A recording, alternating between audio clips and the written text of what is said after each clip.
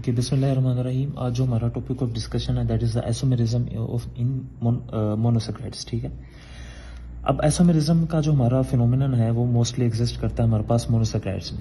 Isomerism कहते हैं किसे, हमारे पास बचपन से एफएससी से कॉन्सेप्ट बना हुआ है कि जी सेम केमिकल फार्मूला, ठीक है, फार्मूला उनका सेम होता है जब कंपाउंड्स का, बट जब हम उनका स्ट्रक्चर ड्रा करते हैं तो उसमें हमारे पास डिफरेंस आता है। ठीक है, फॉर एग्जांपल C6H12O6, मगर जब हम इनको ड्रा करते हैं तो ये ग्लूकोज और फ्रुक्टोज का सेम है, लेकिन जब हम इनको स्ट्रक्चर ड्रा करते हैं तो वो डिफरेंस आ जाता है। ग्लूकोज में एल्डिहाइड ग्रुप होता है, फ्रुक्टोज में हमारे पास कीटोनिक ग्रुप होता है। तो आइसोमेरिज्म की पहली टाइप ही हमारे पास क्या आ गई, एल्डोज हेक्सोज। ठीक है, एल्डोज कीटोज, सॉरी, इस पे हम इतनी बहस नहीं करेंगे, ये हमारे पास हमें बचपन से ही आती है कि जी एल्डोज कीटोज किसे कहते हैं, एल्डिहाइड और कीटोन। ठीक है, ये हमने काफ़ी एग्जांपल्स जो ट्रायोसिस की भी डिस्कस की थी, टेट्रोसिस वगैरह, उसमें भी हमने एल्डिहाइड कीटोन की दोनों वैराइटीज को डिस्कस किया था। जो मेन हमारा कंसर्न है वो हमारे पास स्टीरियोआइसोमेरिज्म के साथ है। स्टीरियोआइसोमेरिज्म का मतलब क्या है? स्टीरियो का मतलब होता है स्पेस। ठीक है, यानी ये वो कंपाउंड हैं जिनका ओवरऑल हमारे पास स्ट्रक्चर सेम होता है, बट स्पेस में हमारे पास यानी उनकी जो कन्फिग्रेशन होती है, अरेंजमेंट होती है around a carbon atom, specific atoms की arrangement around the carbon atom हमारे पास ऑपोजिट होती है, डिफरेंट होती है, ऊपर नीचे राइट लेफ्ट का हमारे पास डिफरेंस आ जाता है। इसे हम स्टीरियोआइसोमेरिज्म कहते हैं। ठीक है, इसकी हमारे पास एग्जांपल आती है डी एंड एल ग्लूकोज। पहले तो आप ये हमें कंफर्म कर लें कि डी किसे कहते हैं। डी का मतलब है यहाँ पर है हमारे पास राइट। एल किसे कहते हैं? एल का मतलब है हमारे पास यहाँ पर लेफ्ट। ठीक है, यानी एक, अभी हम इसको फर्दर डिस्कस करेंगे, यानी एक कार्बन एटम हमारे पास राइट पर होगा एक कंपाउंड में, और दूसरे कंपाउंड में एक एटम एक मॉलिक्यूल में राइट पर होगा, और दूसरे मॉलिक्यूल में वही एटम हमारे पास कहाँ पर होगा, लेफ्ट साइड पर होगा। इसे स्टीरियोआइसोमेरिज्म कहते हैं। इसी की हमारे पास फर्दर हम क्लासिफिकेशन या टाइप को डिस्कस करते हैं, दैट इज द इनएंशियोमर। ठीक है, इनएंशियोमर क्या है? पेयर ऑफ स्टीरियोआइसोमेरिज्म है, मैंने पहले कह दिया था, ये उसी की टाइप है, जो कि मिरर इमेजेस हैं। अब मिरर इमेज किसे कहते हैं? आप मिरर के सामने खड़े होते हैं ना, तो आपका जो राइट साइड है वो आपको लेफ्ट नजर आ रही होती है, और जो हमारे पास लेफ्ट है वो राइट साइड पर नजर आ रहा होता है, यानी बिल्कुल ऑपोजिट हो जाता है। ठीक है, this is the concept of mirror image. तो ये हमारे पास इनएंशियोमर का भी यही कॉन्सेप्ट होता है। ठीक है, कि ये स्पेसिफिक कार्बन एटम के अराउंड बिल्कुल ऑपोजिट होंगे। एक राइट है तो दूसरा वहीं पर लेफ्ट होगा, एक ऊपर है तो दूसरा वहीं पर नीचे होगा। ये हमारे पास मिरर इमेज का कॉन्सेप्ट है। तो अब इसकी जो हम एग्जांपल देते हैं वो D and L glucose isomers हैं। ठीक है, D and L glucose isomers. अब इसको हम डिस्कस करते हैं। ये हमारे पास जी ग्लूकोज है। ठीक है, डी और एल ग्लूकोज, अभी हम दोनों को डिस्कस कर लेते हैं। डी का हमने क्या कहा था, राइट, और लेफ्ट, एल का मतलब लेफ्ट। अभी हमने किसके अराउंड देखने हैं कि ये राइट कहाँ पर है, लेफ्ट कहाँ पर है? ये हमने पेनल्टीमेट कार्बन एटम के अराउंड देखने हैं। इसका कॉन्सेप्ट बड़ा इंपॉर्टेंट है। पेनल्टीमेट कार्बन एटम हम कहते हैं लास्ट एसिमेट्रिक कार्बन एटम को। ठीक है, एसिमेट्रिक का मतलब आपको पता है कि वो कंपाउंड, वो कार्बन एटम जिसके अराउंड चारों जो वैलेंसीज हैं वो डिफरेंट कंपाउंड्स अटैच्ड हैं, different molecules, different atoms attached हैं, उसे हम एसिमेट्रिक कहते हैं। जिसके अराउंड दो हाइड्रोजन है, मतलब दो एटम सेम अटैच्ड हैं, वो एसिमेट्रिक नहीं होता। तो जो लास्ट एसिमेट्रिक कार्बन एटम है उसके अराउंड आपने देखना है कि वो राइट है पर है या लेफ्ट पर। अगर राइट पर है तो हमने इसको डी ग्लूकोज कहना है, और लेफ्ट पर है तो एल ग्लूकोज कह देंगे। अब हमने ग्लूकोज का स्ट्रक्चर ड्रा किया है, तो सबसे पहले देखते हैं कि क्या ये हमारे पास एसिमेट्रिक है। नहीं, क्योंकि दो वैलेंसीज तो ऑक्सीजन ले गया। ये एसिमेट्रिक है क्योंकि ये एक हमारे पास पूरा कंपाउंड डिफरेंट है और ये नीचे वाला हमारे पास डिफरेंट है, तो ये एसिमेट्रिक हो गया। फिर इसी तरह से ये भी एसिमेट्रिक है, ऊपर वाला डिफरेंट है, नीचे वाला डिफरेंट है, दो एक एच है, एक ओ एच है, तो ये सारे एसिमेट्रिक है। ये भी एसिमेट्रिक है, ये भी एसिमेट्रिक है। ये एसिमेट्रिक नहीं है, क्यों? क्योंकि इसके अराउंड हमारे पास दो हाइड्रोजन है, दो सेम एटम्स अटैच्ड हैं, तो ये एसिमेट्रिक नहीं हो सकता। अब लास्ट एसिमेट्रिक कौन सा एटम बनता है? देखें, ये है पहला, दूसरा, तीसरा, चौथा। तो हमें ये पता ये चला कि जो ग्लूकोज होती है, ये एमसीक्यू भी है, उसमें चार हमारे पास क्या होते हैं, एसिमेट्रिक कार्बन एटम्स होते हैं। ठीक है, ये एमसीक्यू हमारे पास आ सकता है। अब जो लास्ट वाला है वो 5 वाला है, C5 इज द लास्ट, या पेनल्टीमेट कार्बन एटम। इसके अराउंड आपने देखना। अब देखो OH है, यहां पर वो इस राइट साइड पर है, और यही C5 के अराउंड OH लेफ्ट साइड पर है। तो यहाँ पर राइट पर हुआ, यहाँ पर लेफ्ट पर हुआ, तो यहाँ पर हमने क्या कह दिया कि ये डी ग्लूकोज हो गया और ये एल ग्लूकोज हो गया। राइट और लेफ्ट का आपने कॉन्सेप्ट ये मद्देनजर रख लिया, ये बड़ा इंपॉर्टेंट है, अक्सर यहाँ पर डी एल वगैरह लिखा होता है, ठीक है। देन हम इसकी थर्ड टाइप डिस्कस करते हैं आइसोमेरिज्म में, दैट इज एनोमेरिज्म। एनोमेरिज्म किसे कहते हैं? एनोमेरिज्म बेसिकली पहले तो बात याद रख लें कि ये साइक्लिक स्ट्रक्चर्स होते हैं, जो आप साइक्लिक स्ट्रक्चर ड्रा करते हैं ना यार, कोई भी ग्लूकोज होती है, कोई भी शुगर होती है ना, वो हमारे पास चेन फॉर्म में एग्जिस्ट करती है, लेकिन जैसे ही आप उसको लिक्विड में डालते हो ना तो वो हमारे पास साइक्लिक फॉर्म में कन्वर्ट हो जाती है, ठीक है, और वो एनोमर्स बनाती है। अब एनोमर्स आपने अक्सर सुना हो, इसके एग्जांपल में हम क्या देते हैं जी, पहले तो हम डिफाइन कर लेते हैं कि around the anomeric carbon atom किसे कहते हैं। एनोमेरिक कार्बन एटम क्या होगा? एनोमेरिक कार्बन एटम वो कार्बन एटम होगा जिसपे हमारे पास क्या अटैच्ड है? फंक्शनल ग्रुप अटैच्ड है, फंक्शनल ग्रुप। अब ग्लूकोज के मामले में फंक्शनल ग्रुप क्या है? एल्डिहाइड, और एल्डिहाइड कहां पर अटैच होता है? C1 पे। तो यहां पर हमारे पास जो एनोमेरिक कार्बन होगा ग्लूकोज के केस में वो C1 होगा, ये तो हमें पता चल गया।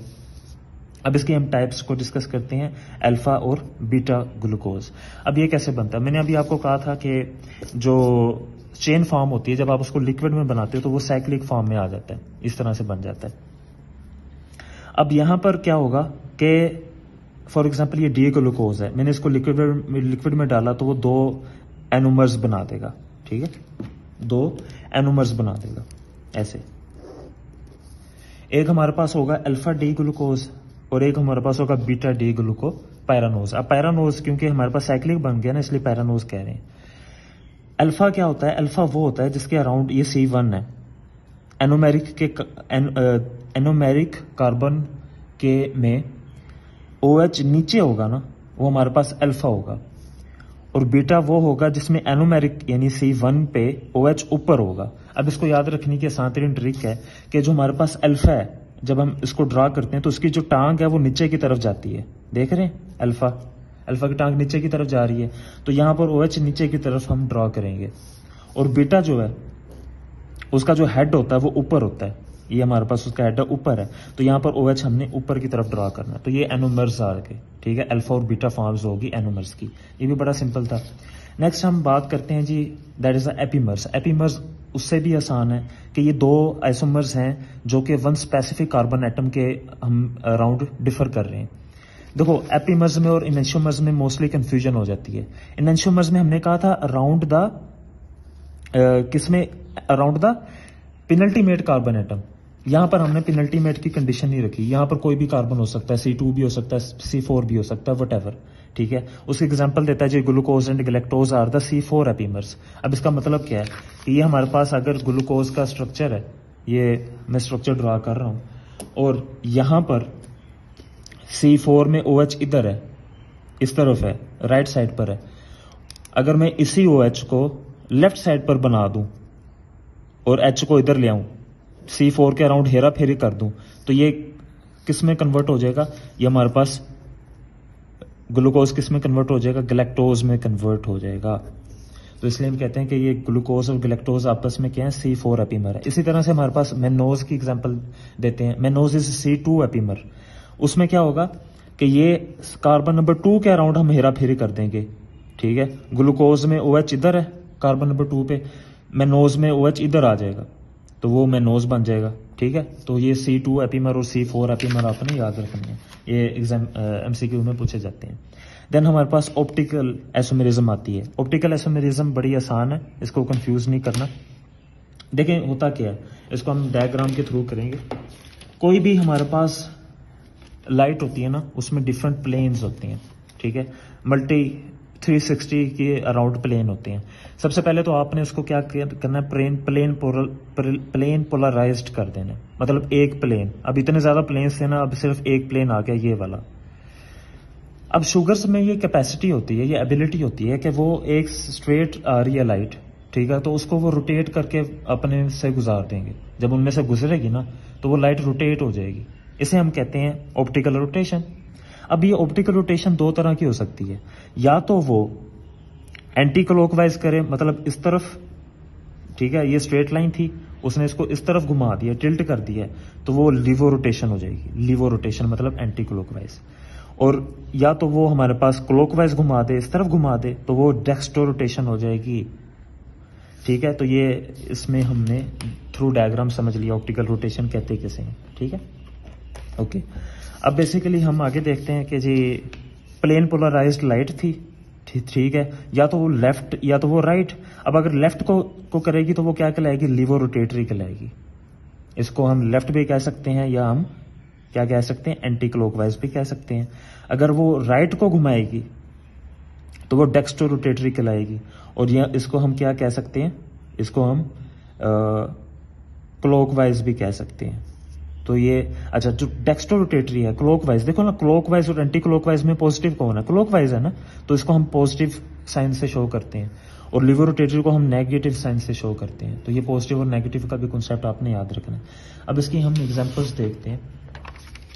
अच्छा जी, इसके लिए जो स्टैंडर्ड शुगर है वो आपने याद रखनी है, एमसीक्यू आता है, दैट इज अ ग्लेसिरोज या ग्लेसरल्डिहाइड भी जिसे आप कह सकते हैं। ये इसके लिए स्टैंडर्ड शुगर है।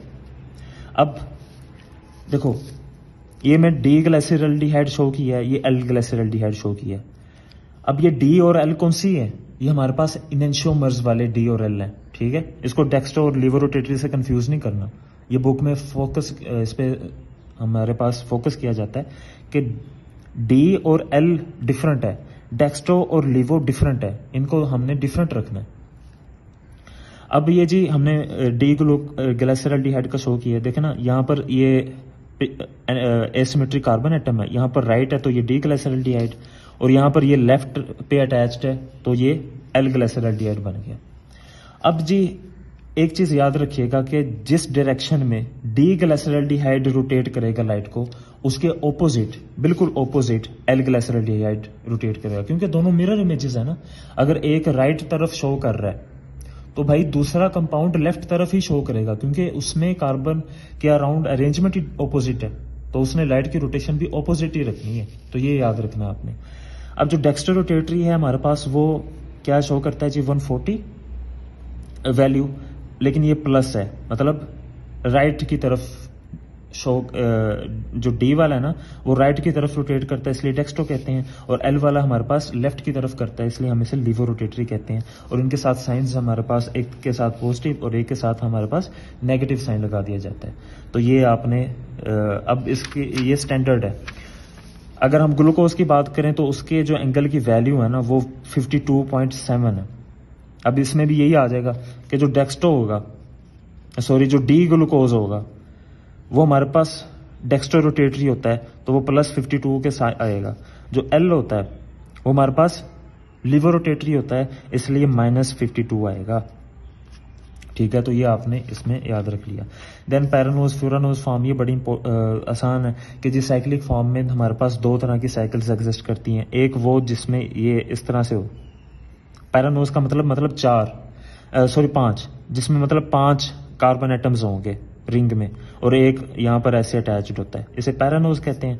और दूसरी फॉर्म होती है ऐसे, जिसमें आप फ्रुक्टोज को ड्रा करते हो ऐसे, इसमें 4 कार्बन एटम रिंग में होते हैं और 2 आउटसाइड होंगे। ये इनसाइड और आउटसाइड वाला भी कॉन्सेप्ट आपने याद रखना है।